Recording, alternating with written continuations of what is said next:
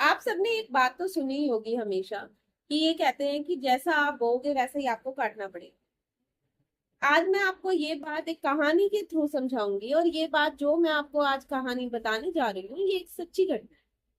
ये एक सच्ची कहानी है। तो चलिए स्टार्ट करते हैं। बने रहिएगा मेरे साथ इस वीडियो में, पूरा अंत तक इस वीडियो को सुनिएगा। मैं अलीशा आप सबका स्वागत करती हूँ स्पीक यूनिवर्सल पर। तो चलिए स्टार्ट करते हैं।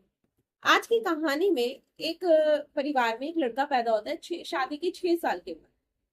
तब तक उनके पास कोई बच्चा नहीं होता, तो एक होप होती है कि एक बच्चा हो जाए, और वो भी एक लड़का हो गया। तो आप सोचिए कि उन्होंने उस लड़के को कितना प्यार से पाला होगा। वैसे सारी पेरेंट्स अपने बच्चों को बहुत प्यार करते हैं, लेकिन सही गलत सिखाना भी वो भी हमारी जिम्मेदारी।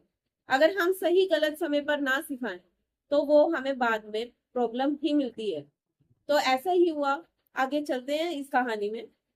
तो क्या होता है कि वो उस बच्चे को ऐसी परवरिश देते हैं, इतना ज्यादा कंफर्टेबल जोन में रखते हैं कि हमारा बच्चा नहीं होगा तो पता नहीं क्या ही होगा। उसकी गलतियों को भी ढका जाता है।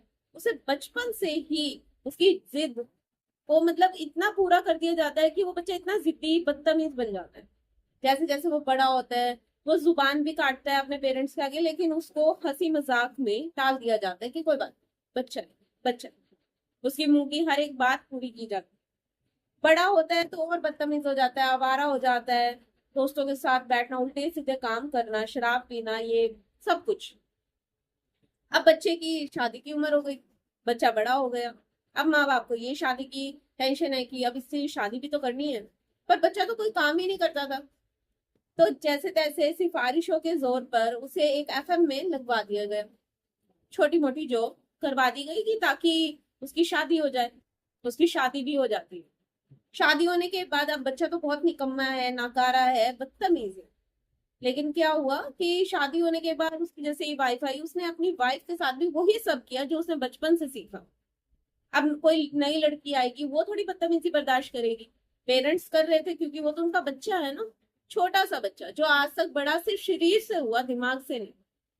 तो पेरेंट्स ने भी उसकी बदतमीजियों को अब तक एक बच्चे की तरह गलतियों को माफ करते गए। लेकिन शादी के बाद जैसे ही वाइफ के साथ बदतमीजी हुई, तब भी पेरेंट्स ने उसे नहीं रोका, तब भी नहीं रोका। हमेशा लड़की को ही दबाया गया और ये कहा गया कोई बात नहीं, फिर क्या हो गया, थोड़ी देर का गुस्सा है, बर्दाश्त कर लो, क्या होगा। कभी भी उस लड़की के लिए कभी कोई स्टैंड नहीं लिया गया। हमेशा उस लड़की को दबाया गया, जैसे हमारे समाज में होता है। तो उसके बाद क्या हुआ, एक दिन कहते हैं ना, पलट कर वार किस्मत जरूर करती है। आप किसी के साथ बुरा करते हैं तो आपके साथ कैसे अच्छा हो सकता है। तो एक दिन क्या होता है कि वो लड़का बिल्कुल नशे में होता है, धुत होकर घर पर आता है। बीवी खाना बनाती है, उसके लिए डाइनिंग पर लगाती है। पर उसकी इतनी हालत नहीं होती कि वो खाना भी अच्छे से बैठकर खा सके।